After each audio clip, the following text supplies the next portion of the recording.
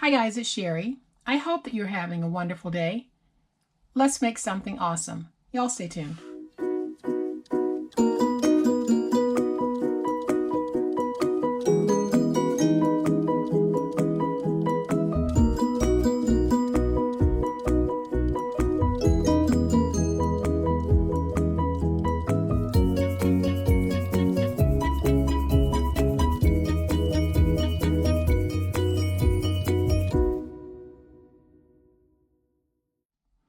So it is now time to kick Valentine's gift crafting into full gear. And that's exactly what we'll be doing today. We are going to make something oh so stinking cute and so fun. And I am going to show you exactly what it is. It is this gorgeous little Valentine's floral bouquet with a single flower. And I am going to bring it up so you can see how it looks. This paper is just gorgeous. And then I have pink and light pink petals making up the flower.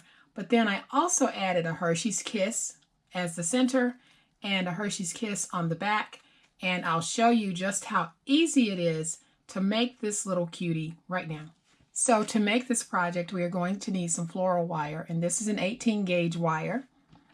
And I have 8 inches of that. Then we're going to need some flower petals. And I have 2 that measure 4 inches around. Then I have 2 that are 2.5 inches, and then I have 4 that are 2 inches. And then I have a piece of decorative ribbon. And then we'll need 2 pieces of chipboard that measure 4 by 4, 2 pieces that measure 2 by 4, and 1 piece that measures 3 by 4. And then we'll need 2 pieces of 3 by 8 paper to cover the side pieces. We'll need a 12 by 4 strip for the inside liner of our box. And then we'll need a 6 by 12 piece to cover the outside. And we're also going to need some shredded paper, 2 buttons, and chocolate if you want to put chocolate in the middle. So to get started, we need to take the 4 by 4 piece, and we need to take a ruler, position it along the bottom. We're going to come in and make a mark at 1/2 inch and a mark at 4.5. And this is what we'll be using to angle cut this piece of chipboard. So all I'm going to do is place my ruler in and get it on my mark. And this is basically what I'm doing here. I'm just going to remove this amount so that I can flare out my board. So I'll come back with my finger blade,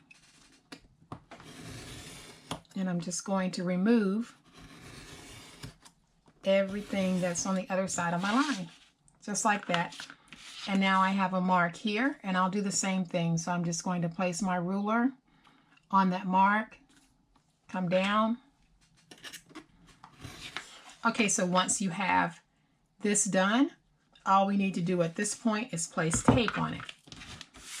Okay, so now that our chipboard is cut and covered with tape, we can bring in our 12 by 6 inch piece, and the first thing I'll do is lay down my 2 by 3 inch piece of chipboard.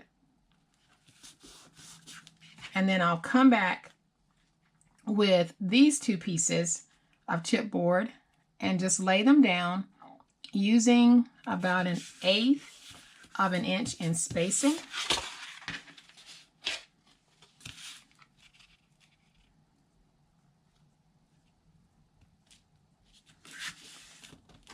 And then I'm going to come back with my finger blade, and I am simply going to come in and just remove some of this paper following the shape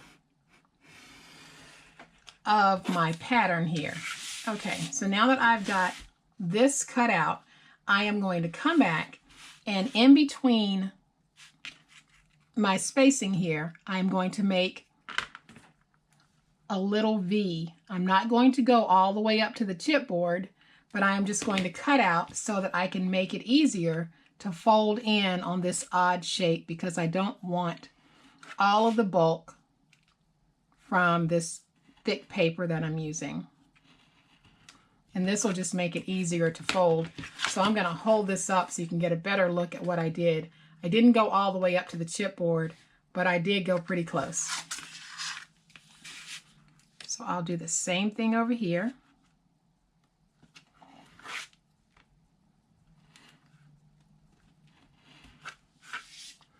And now I'll come back and I'm just going to miter cut my edges.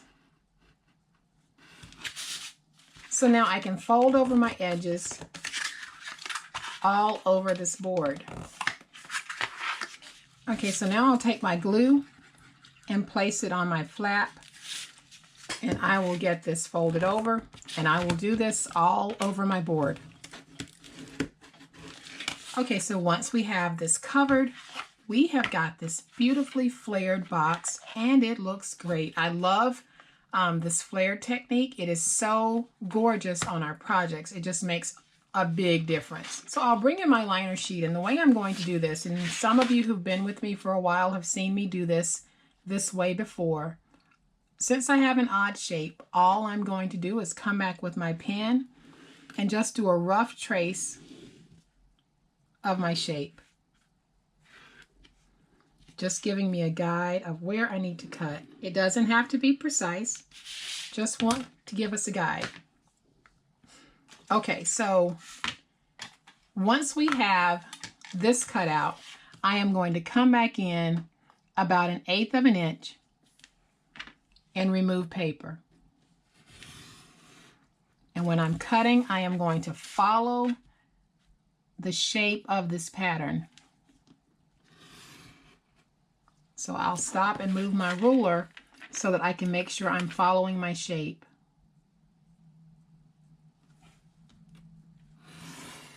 So I'll come back on this side, do the same thing. I'll take my ruler, come in about 1/8 of an inch, and just start removing paper. So I'll go ahead and cut off the excess where I have my lines here.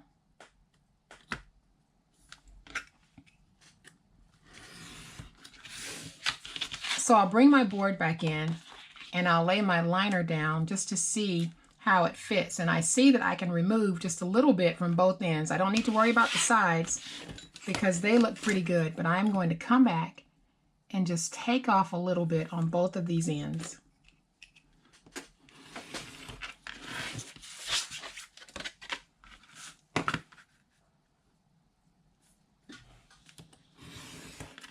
Okay, so now that looks pretty good. And what I'll do is I am going to come back and place some tape just straight down the middle. And then once I have my board covered in tape, I'll come back with my glue, and I am going to place glue along the outer edges of my liner, and then I can get it stuck down. I'm going to make sure I have a decent amount of glue because I don't want this to come up. Okay, so I'll pull this in, and I am just going to take this and get it stuck down. And then I'll come back with my bone folder, work in that glue. Okay, so once we have our liner piece in, this is how it looks. And you'll see where you can see where I cut out those triangles. Don't worry about that because it's going to be covered with our side pieces. Okay, and before we place our side pieces in, there was one step that I should have done before I actually laid the liner down. I should have taken my ribbon and wrapped it around so that it would be glued down underneath the liner, but I didn't, and that's okay because we can work around that. So I am going to bring in my 3x8 piece and then my 2x4 piece of chipboard, and we are going to make our side piece. So I've got it there, and I'll cut, and then I'll just flare out. And I flare out just to make it easier for me to be able to do my fold over. So I am simply going to pull this tight, get it nice and stuck. Then I'll come back with my finger blade, and we're going to remove the excess paper. And now I'll come back with my bone folder and just get everything smoothed out. So now I'm going to take these and place them inside just to see if I want to remove any of this, to see if it's too tall. And I think I want this just to be a little bit smaller. So I am going to eyeball this and come back with my ruler, and I am going to remove about 1/8 of an inch.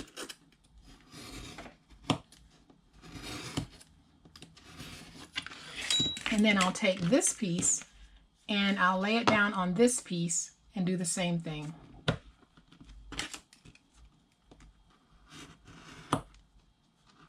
Okay, so now we are ready to place our side pieces, and it's a very simple process. We're just going to take glue and we'll place a bead of glue all along the 3 exposed edges of the chipboard.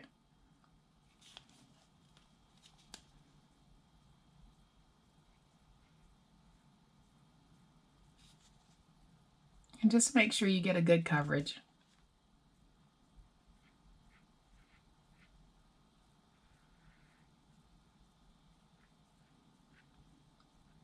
And if you get too much on there, like I just did there, just wipe it up.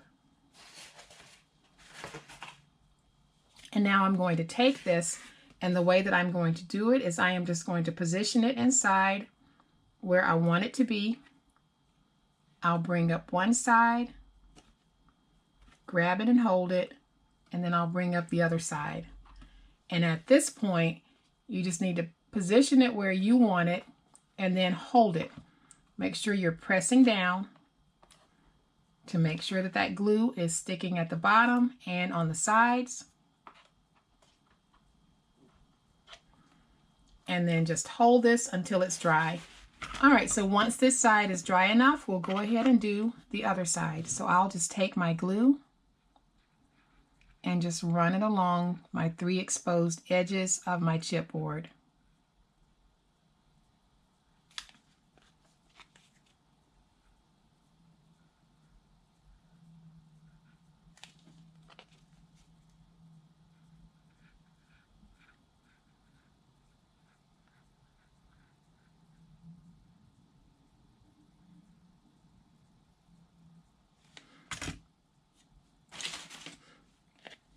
And then all I need to do at this point is take this piece, get it positioned inside. The second piece is always easier than the first piece. Get it positioned inside, hold it, let it dry, and then I'll be back. Okay, so while that is drying, we'll go ahead and just position our cute little gem feet on the bottom. So I'm just going to put down a little dot of my reptile glue. You can use hot glue for this if you want. Then I am going to come back with these rhinestones that I got from AC Moore. And I like these rhinestones because they actually have a flatness to them. You can't really see it, but they're flat, which makes them ideal to use as feet. So I'll just put these on, get this stuck, and you can see how cute that is. Gives it a little bling to the bottom. We're going to set this over here and let it dry, and while that's drying, we'll go ahead and make the flower. So I am going to bring in my petals, and I have created a petal template so that you can cut these out and make your own, and it'll be included with the PDF. So check the description box for the link on how to get the PDF. The template for the petals will also be a part of that PDF. All right, so to make our flowers, it's going to be a very easy process. I am going to take one of the 4-inch petals, and I am just going to add some glue. Take my floral wire, then I'll take that second petal, and you can place yours down however you like, and then I'll take a little bit of glue, stick it behind those 2 petals, and get them stuck down. And you can place your petals in any formation that you like. I just have this thing about placing my larger petals so that they are petal to petal and not circular. I know that's probably not how they are in nature, but this is my interpretation of nature, so this is what I like. So now I'm going to take one of my 2.5-inch petals and place it right there in the middle. So I'll do that using my hot glue. we'll get that stuck down. I'll take another 2-inch petal, place some hot glue, and get that stuck down. And then I'll take 2 of my 2-inch petals, place my hot glue on those, and get it stuck down. And now I'm going to flip this over, and I'll take my remaining 2 2-inch petals, and I'm just going to stick them on the back because I want to cover up the mechanics of this and give the back a cuteness as well as the front. All right, so now that that's done, I like to come back and just bring my petals forward just to kind of give them some dimension. Okay, so once I have that done, I am going to come back with my red button, and I will just place a little bit of glue on it, and then I'll place it down inside. And I'll do the same thing on the back. I'll take another red button. And how many of you remember the comedian red button? I'm sure you do. Place a little bit there. And now what I'll do is I'll come back with the best part of this project, which is the chocolate. And I like to remove just a portion of that little tag that sticks out. And the best part about this is you get to craft one, eat one. So, of course, I've been doing that. So now we have this down like this. And what I'm going to do is take just a little drop of hot glue, place it on there, and then I'll just position this right on the flower. And when the chocolate is pulled off, you can peel off that hot glue. And then you'll just have that red button flower. And of course, we're going to do the same thing on the back because we want a really, really cute look.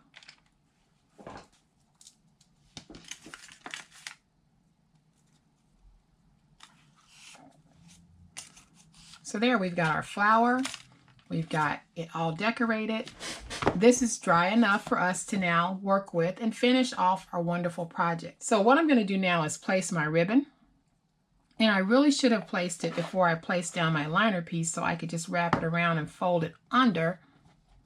But I didn't, and that is okay because we're going to put this down. Okay, so now I'll just come back and I'm going to trim off that excess.